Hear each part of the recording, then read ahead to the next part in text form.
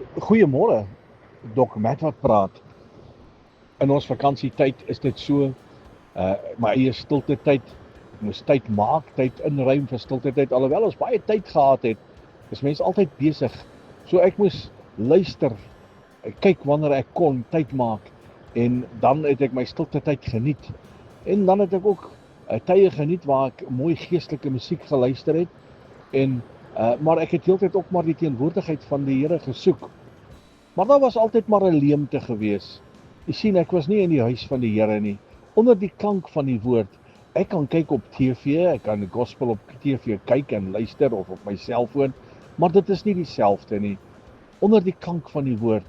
En ek het duidelik besef, ek is nou soos 'n spons, ek is droog. Ek het nodig om in die teenwoordigheid van die Here, saam met die gesalfdes van die Here, die naam van die Here groot te maak.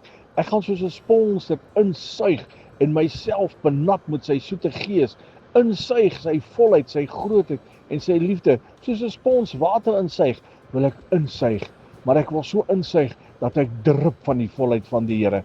Ek het so behoefte daarna, maar ek dank die Here, ons kan weer saam met sy kinders kerk hou, alles is agter ons, vakansietye is verby en dit is heerlik om weer in sy teenwoordigheid te wees.